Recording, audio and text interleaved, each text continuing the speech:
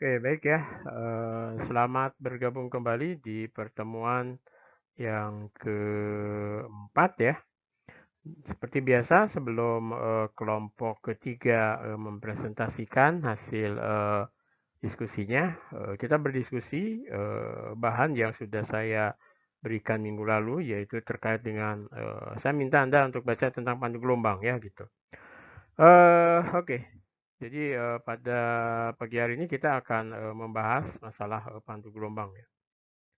Kita tahu bersama bahwa untuk menjalarkan informasi atau sinyal dari gelombang mikro ke ke penerima begitu, untuk menjalarkannya ya bisa melalui kabel koaksial, ya bisa melalui pandu gelombang kotak maupun pandu gelombang silinder maupun melalui microstrip ya. Nah, tapi pada kali ini kita akan coba mendiskusikan secara teori bagaimana kelakuan gelombang elektromagnetik gitu di dalam pandu gelombang segi empat ya atau gelombang kotak seperti ini ya, di mana dia memiliki dimensi lebarnya A dan tingginya B ya, dengan panjang tak berhingga begitu, sehingga nanti juga ada kalau kotaknya tertutup bagaimana. Nah, berarti kotaknya nanti selain A, B ada C ya ke sumbu Z. Nah, sehingga nanti di situ muncul akan ada gelombang datang dan gelombang pantul, sehingga akan terjadi standing wave ya di situ. Nah, tapi untuk sementara ini kita akan bahas bagaimana geometri ini bisa menjadi syarat batas catch up ya dari panjang gelombang yang bisa dilewatkan melalui pandu gelombang ini ya gitu. Jadi geometri dari suatu pandu gelombang bisa menjadi syarat maksimum yang gelombang dapat ditransmisikan gitu ya. Nanti kita akan lihat.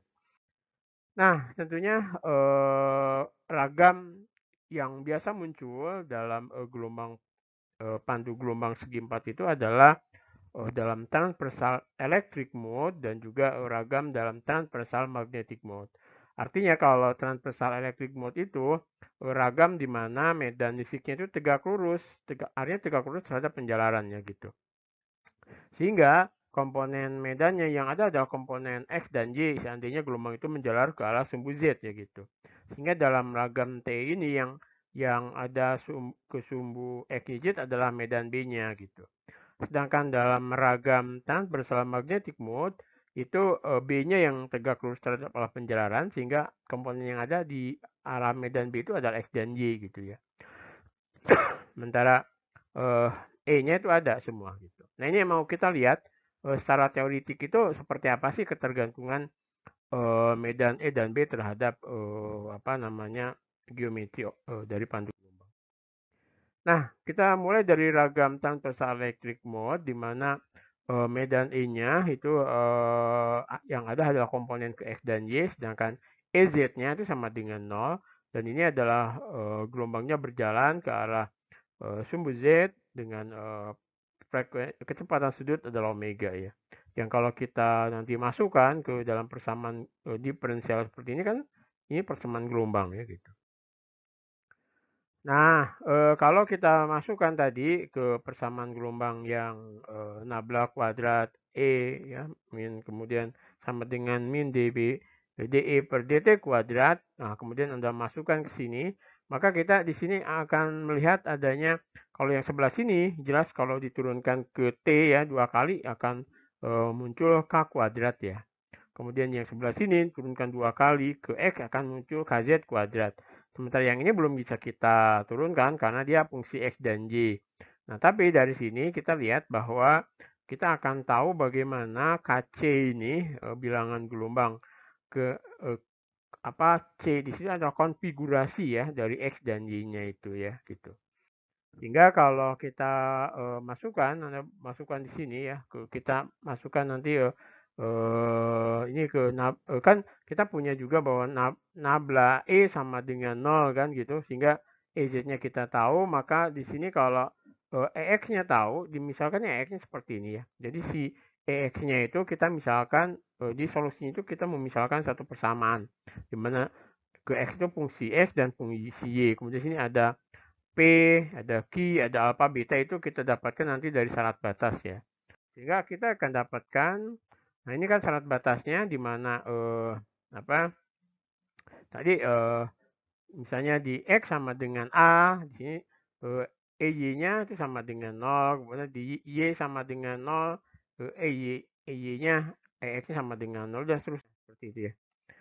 Nah, jadi E yang sejajar dinding atau tangensial itu sama dengan 0. Di situ disyaratkan agar tadi tidak terjadi serapan di dinding. Sehingga dari situ muncul syarat batas bahwa di X sama dengan 0 dan X sama dengan A, komponen ke Y-nya, medan listrik ke arah Y-nya itu kan sama dengan 0. Begitupun di Y sama dengan 0 dan Y sama dengan B, komponen X-nya sama dengan 0. Dari situ maka kita akan dapatkan syarat batas itu ya.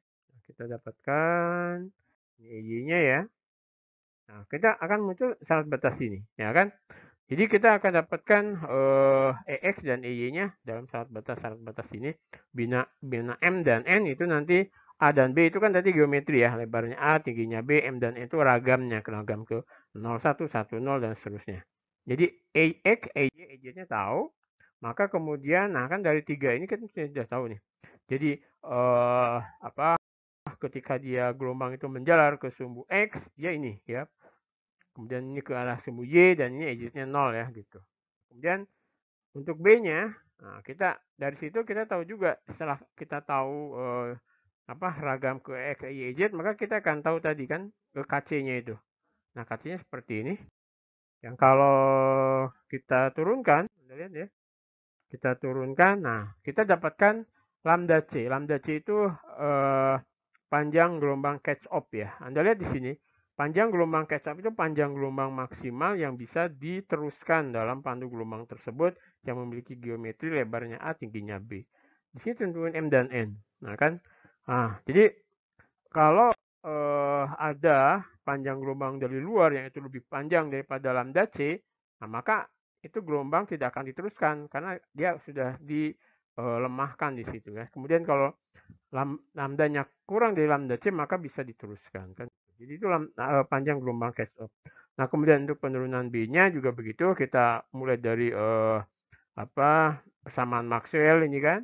Di mana tadi EZ-nya kita tahu, R-nya kita tahu, maka kita akan ketemu ya. Y-nya kan 0, EZ-nya Y-nya ini ya. Kemudian EZ-nya 0, maka kita kalau kita integralkan ke T, maka kita akan tahu BX-nya. BX-nya tahu, B-nya tahu, BZ-nya tahu, kan gitu. Artinya tahu. Sehingga dari sini kita dapat 6 persamaan, yaitu EX, EY, EZ, BX, BY, BZ. Jadi kita dapat 6. Nah, untuk ragam TE, ini BZ-nya juga kita akan tahu ya gitu. Nah, kita akan tahu untuk ragam transversal magnetic mode. Nah, kita tahu EZ-nya kan EZ-nya kan kita tahu. Nah, kemudian EY ini EZ-nya ketemu ini, kemudian nanti begitu pun ragamnya BX-nya tahu, B-nya tahu, BZ-nya 0 ya gitu. Nah, setelah kita tahu ragam TE, ragam TM ya, kemudian nanti kita akan dapat 12 persamaan kelakuan dari EX, EY, EZ, BX, BY, BZ di ragam transversal electric mode, kemudian nanti 6 persamaan di transversal magnetic mode ya gitu.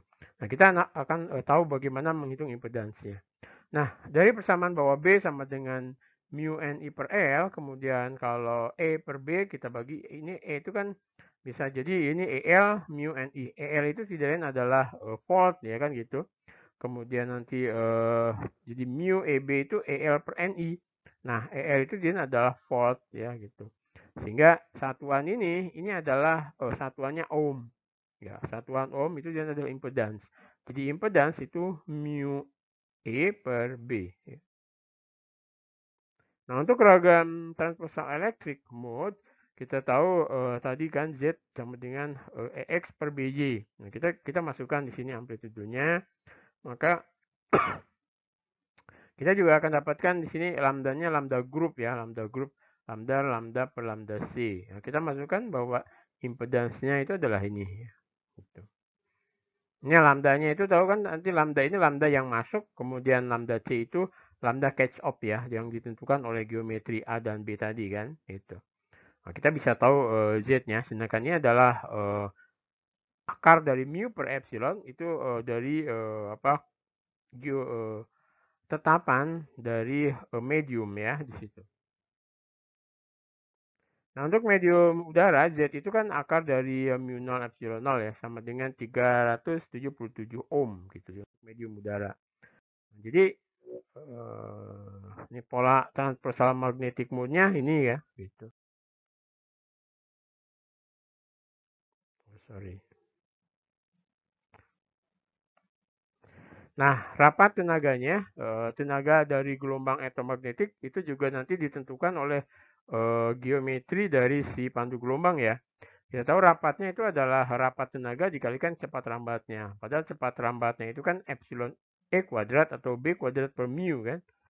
Kalau kemudian Anda masukkan tenaganya itu adalah daya dikalikan luas. Kita tahu daya itu kan tenaga persatuan luas. Nah, berarti kalau ingin tahu tenaganya berarti ya daya dikalikan luas gitu kan, luasan mediumnya.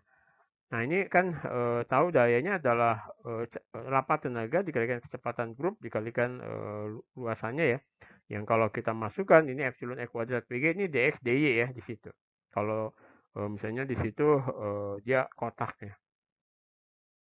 Maka kita akan dapatkan ini ya bahwa tenaga yang disalurkan dalam pandu gelombang kotak tadi, misalnya lebarnya 0 sampai A, tingginya 0 sampai B, ya kita masukkan ini semua ya. Kemudian kita integralkan.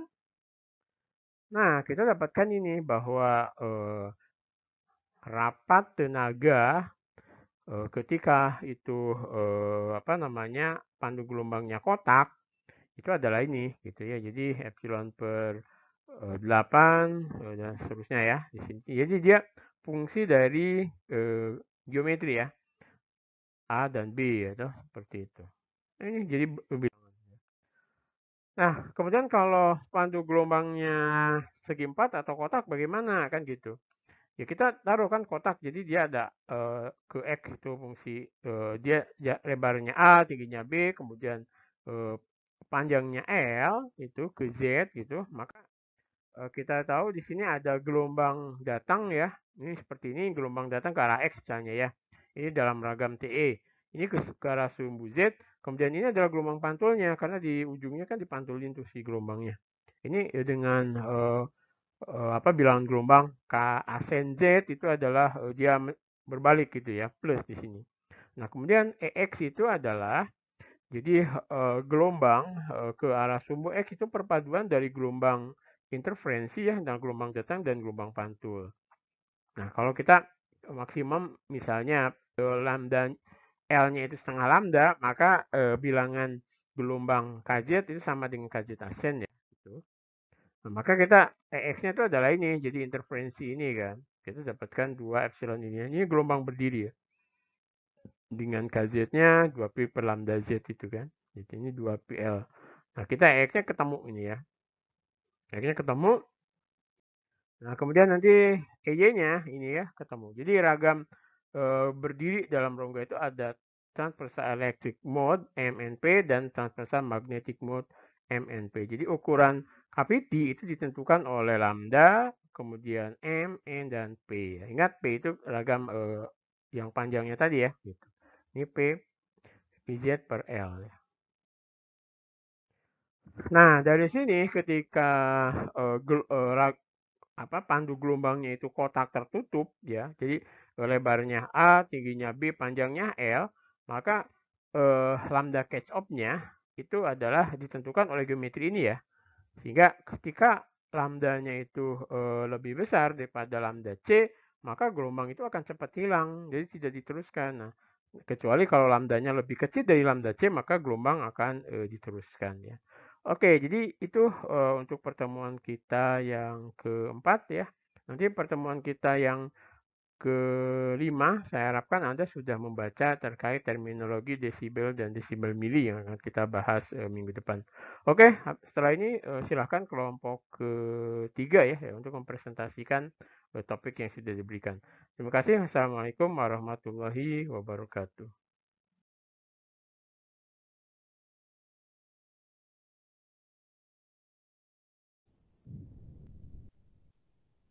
Oh iya, Ya, silakan. Assalamualaikum warahmatullahi wabarakatuh.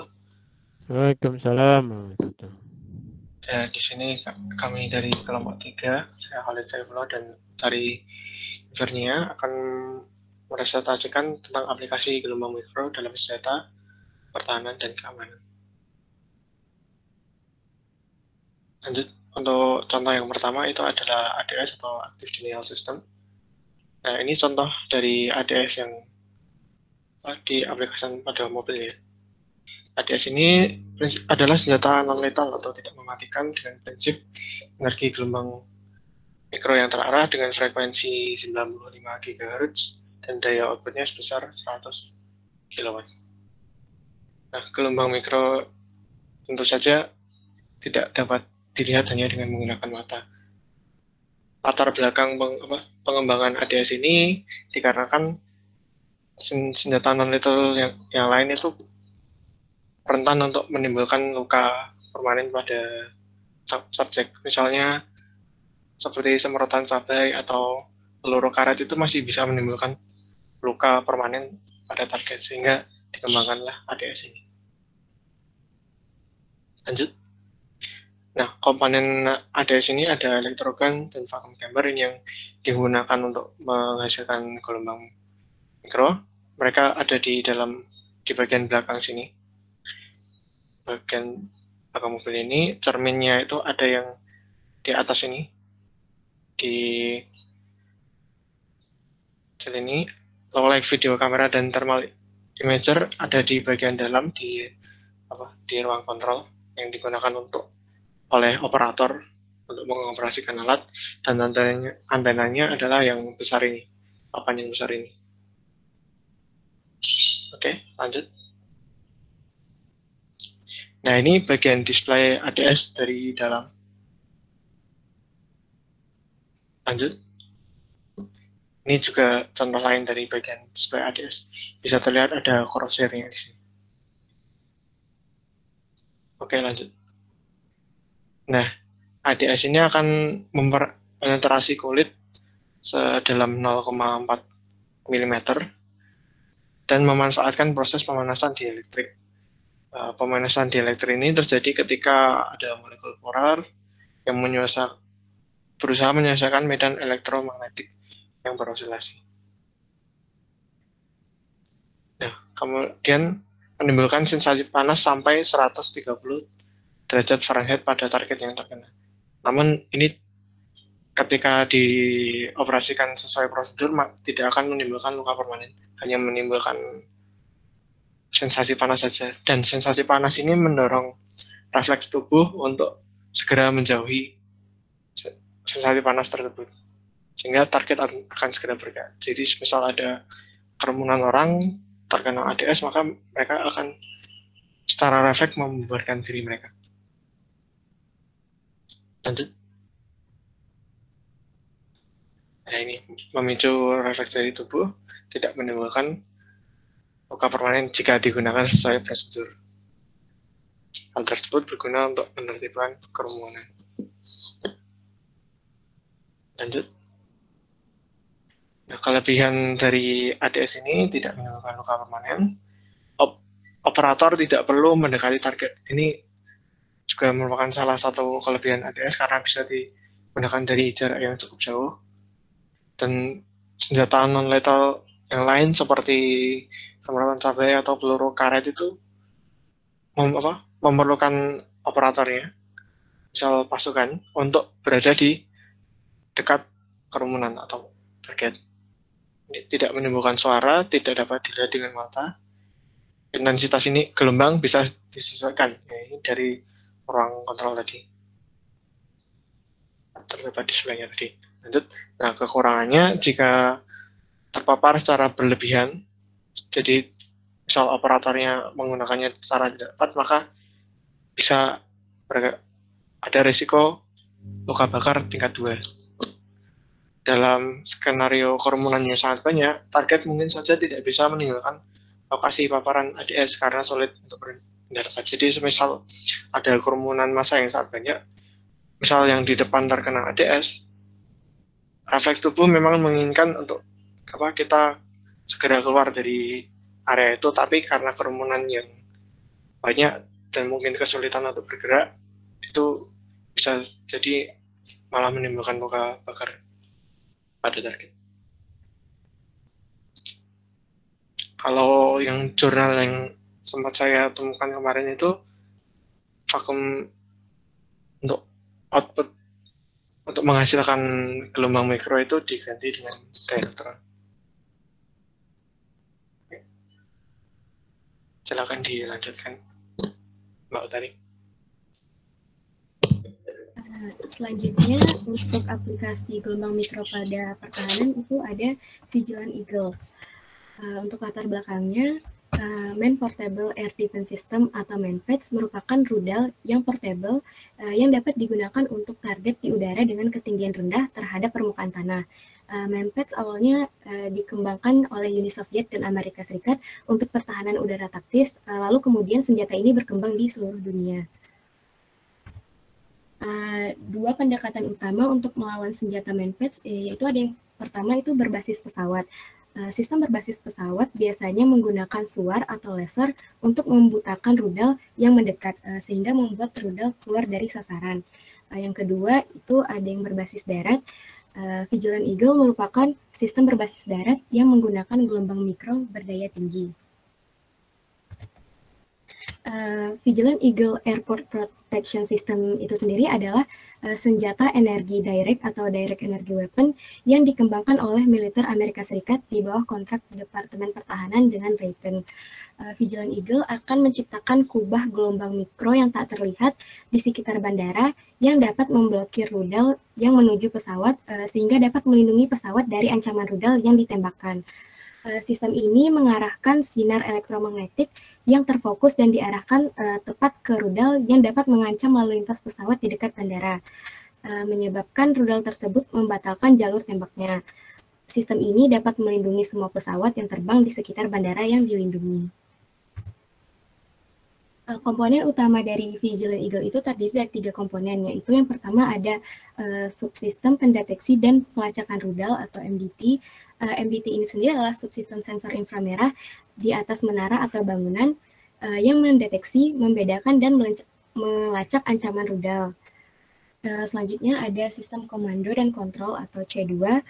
Sistem komando dan kontrol ini menentukan lokasi peluncuran proyektil, mengidentifikasi titik peluncuran, melacak rudal, dan mengarahkan pancaran frekuensi radio. Selanjutnya ada Active Electronically Scan Array atau AESA, merupakan antena seukuran papan reklame yang terhubung ke solid state amplifier yang menyediakan pancaran yang mengalihkan misil. Menggunakan array pemindaian dapat mengganggu sistem panduan MANPADS dan membelokkannya menjauh dari pesawat. Selanjutnya untuk cara kerja dari Vigilant Eagle ini dengan mengarahkan radiasi elektromagnetik, khususnya satu set gelombang mikro dengan frekuensi tinggi menuju proyektil yang ditembakkan ke pesawat yang lepas landas. Jadi MDT terdiri dari grid sensor inframerah pasif yang telah diposisikan sebelumnya yang telah dipasang di menara. Kemudian sensor ini mengidentifikasi dan melacak ancaman rudal membentuk kubah keamanan di atas bandara. Setelah menerima perintah petunjuk dari C2, AESA memancarkan sinar berdiameter kecil yang diarahkan dengan tepat ke rudal. Sinar ini adalah bentuk gelombang elektromagnetik yang dirancang untuk mengganggu sirkuit pemandu rudal dan membelokkannya menjauh dari pesawat. Kelebihan dari Vigilant Eagle ini yang pertama itu pemasangan Vigilant Eagle di 35 bandara akan memberikan cakupan untuk 72% dari semua lepas landas dan pendaratan di Amerika Serikat. Selanjutnya, Vigilant Eagle setidaknya 6 kali lebih hemat biaya untuk pengadaan dibandingkan dengan perlindungan di pesawat untuk maskapai penerbangan komersial dan 30 kali lebih hemat biaya selama siklus 20 tahun. Selain itu, dengan adanya Vigilant Eagle tidak diperlukannya modifikasi pesawat. Untuk kekurangannya itu sendiri, kritik terhadap program bahwa diameter perlindungan yang diberikan oleh sistem tidak memadai untuk menggagalkan semua ancaman yang dikenakan oleh MANPADS. Selanjutnya itu sulitnya meyakinkan sektor swasta dan publik bahwa teknologi ini sepadan dengan harganya yang cukup mahal. Sekian presentasi dari kami. Terima kasih apabila ada. Oke, terima kasih Mbak. Silakan kalau Dari teman-teman ada yang ingin dikonfirmasi atau ingin juga tanya-tanya gitu ya terkait senjata dengan menggunakan efek gelombang mikro ya gitu. Jadi sekarang ini itu masih ada yang memproduksi itu ya. Kalau nggak salah dulu, kalau saya tahunya sih pas Perang Dunia Kedua. Kalau sekarang masih ada yang produksi. Yang mana Pak? ADS atau yang Vigilante? Iya, yang dua-duanya. Kalau yang ADS tahu saya masih ada yang memproduksi, tapi kemarin tuh sempat baca pengoperasiannya masih terkendala perizinan atau bagaimana karena ada potensi disalahgunakan yang cukup tinggi. Jadi di forum Human Rights itu ada beberapa orang yang mempermasalahkan penggunaan ADS ini. Karena yang pertama dia memang tidak terlihat, tidak berbunyi, dan pengoperasiannya bisa dari jarak jauh, sehingga kalau digunakan oleh kelompok tertentu bisa bermasalah. Oke, berarti itu maksud saya untuk dioperasikan dari jarak jauh itu berarti sumbernya itu tidak langsung di kayak senjata biasa gitu ya? Iya gitu. Berarti dipantulkan, ada ditransmisikan, kemudian dipantulkan gitu kali ya? Iya tadi ada cermin Logikanya. pemantulnya, Pak. Iya, makanya ada dipantulkan. Berarti kayak semacam maksudnya ditransmisikan dulu ke satelit, dari satelit dipantulkan ke ke mana? Misalnya ke tadi kelompok orang yang lagi demo gitu ya. Iya. Atau nanti maksud saya dari si sumber itu hanya dipantulkan lewat cerminnya kemudian diluruskan ke situ ke orangnya. Bukan.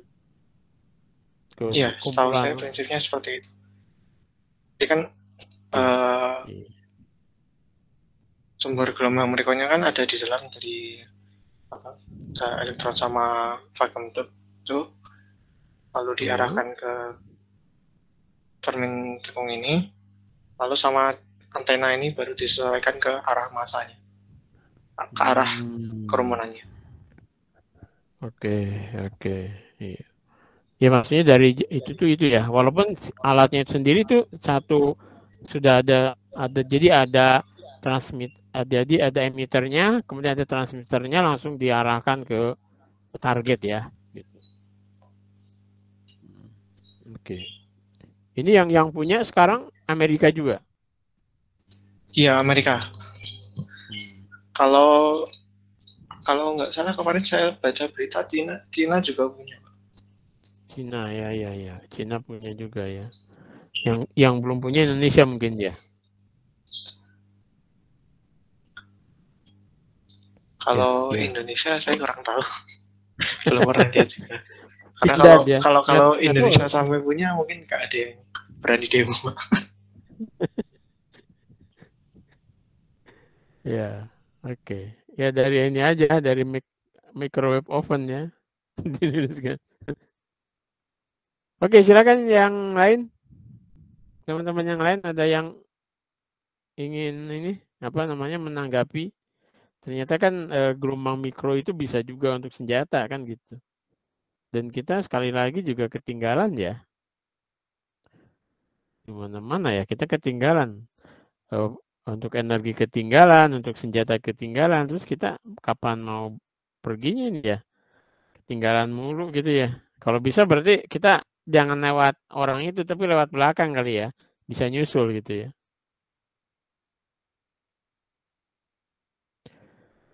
Oke, yang lain silakan.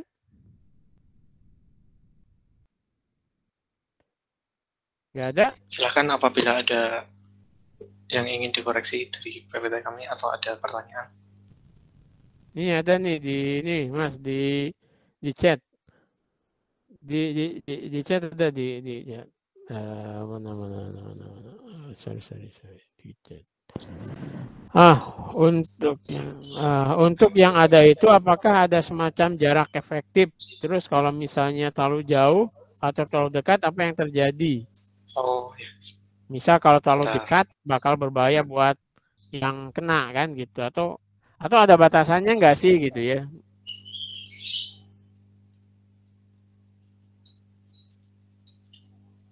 Misalnya dari Amerika ditembakkan ke Sendowo atau ke Jogja ya Sleman gitu. Bisa nggak nyampe nggak?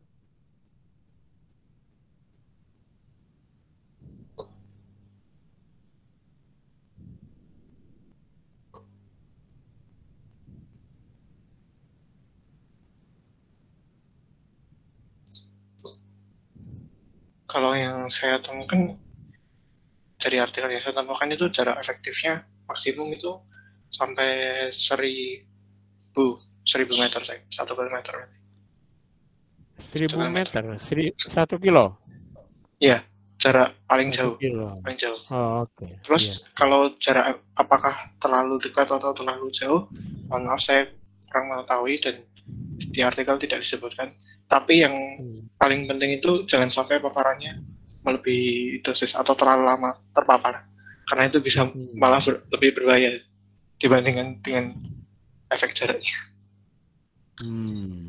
Jadi yang dipermasalahkan juga itu kalau misalnya tidak digunakan sesuai prosedur itu, misal outputnya atau intensitasnya terlalu tinggi, bisa menimbulkan luka bakar. Dan ada beberapa dokumentasi luka yang dirasakan akibat ADS ini. Iya, itu kan efeknya panas ya, efeknya pemanasan ya, efek panas ya ke kulit ya. Itu. Berarti dan lebih kalau frekuensi paparan. Iya. Selain frekuensi juga durasi paparan juga ini. Iya, durasi paparan, betul. Karena memang ini efeknya kan efek panas ya. Ingat gelombang mikro itu kan sebetulnya itu men-trigger molekul air di tubuh ya. Jadi kalau itu dikenakan ke kulit Anda ya bisa ngelepuh memang. Karena tadi itu yang di-trigger kan daerah-daerah molekul air ya gitu. Padahal tubuh kita kan hampir 90% kan air ya gitu. Jadi memang bahaya banget tuh. Gitu. Artinya kalau terlalu lama bisa matang kita. Oke, berarti lebih ke frekuensi paparannya ya daripada jaraknya. Ini pertanyaan lagi, Mas. Berarti lebih ke frekuensi. Barusan saya jawab tadi. Oh, sudah. Oke.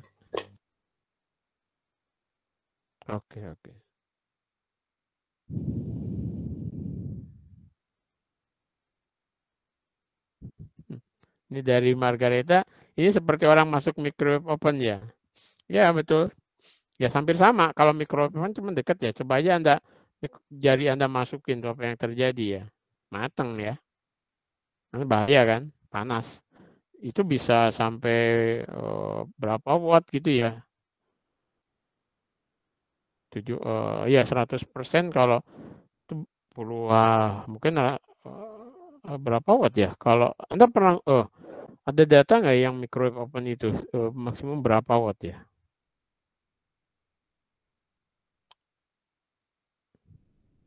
Ada pertanyaan, sangat mungkin dikembangkan menjadi senjata yang lethal. Menurut saya mungkin, tapi kurang yakin dengan regulasinya seperti apa. Ya, Anda jangan membawa senjata. Mesti ada regulasi yang mengatur hal tersebut.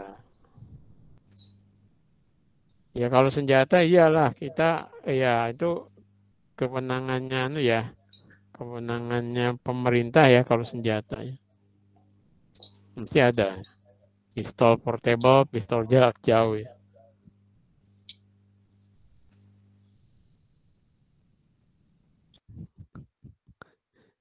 Bisa loh Mas, kamu bikin pistol yang dari portable ya, dari microwave. Cuman tadi sumber microwave-nya yang kamu harus pikirkan. Bisa nggak sih kamu membuat source ya untuk menggerakkan elektron kan? Itu kan elektron ya sumbernya, menggerakkan elektron sehingga membangkitkan gelombang mikro. Itu aja pertanyaannya kan. Mau efektif atau tidak sebetulnya bagaimana menggerakkan si elektron tadi ya, gerak bolak-balik ya. Kalau nanti kita akan bahas untuk yang osilatornya ya, untuk pembangkitnya itu kalau klistron dan sebagainya itu kan perlu daya yang tinggi ya. Tapi kalau misalnya pakai dioda, kan sekarang juga ada sumber gelombang mikro pakai dioda. Nah, kalau sekarang kita baterai litiumnya udah bagus, itu sebagai sumber pembangkitnya pakai aja apa namanya ya lapisan tipis kayak ASN gitu ya, dioda gitu.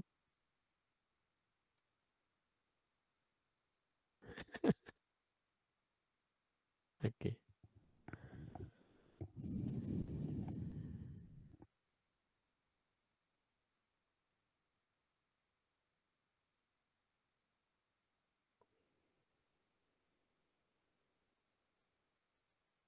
Oke, ada lagi yang silakan.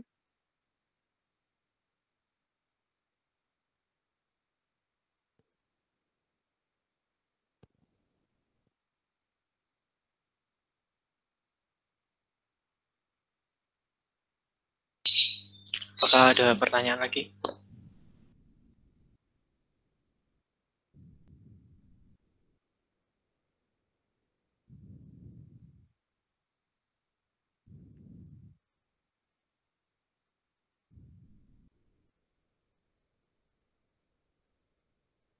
Oke, tidak ada mungkin Mas. Oke, jadi terima kasih ya untuk presentasinya hari ini. Oke, baik kalau tidak ada ya kita lanjutkan minggu depan ya. Ini kita ini minggu ke-6 ya. Besok minggu ke-7. Setelah itu UTS ya. Yang bahan UTS ya bahan saya presentasi terakhir aja gitu ya. Ini tetap ada UTS ya. Walaupun ya nanti kita lihat lah apa ya ujiannya mungkin ya iya bisa dikerjain sih nanti diupload gitu aja ya. Oke. Oke, gitu ya. Halo? Siap, Pak. Ya, Pak. Baik, Ada Pak. yang belum ya, ada yang belum absen? Saya belum, Pak. Oke. Ya, warning. Bentar. Oke, silakan.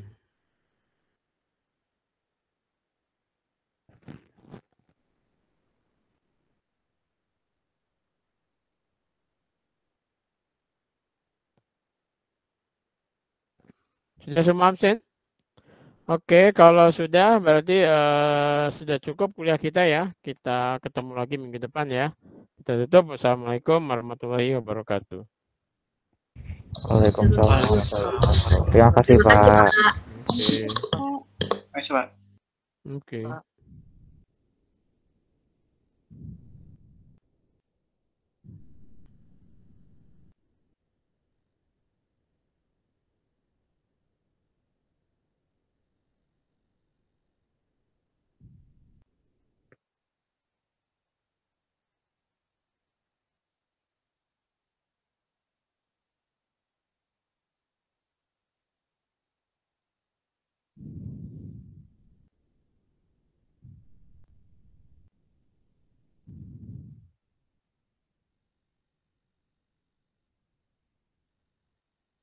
Empat tiga sembilan.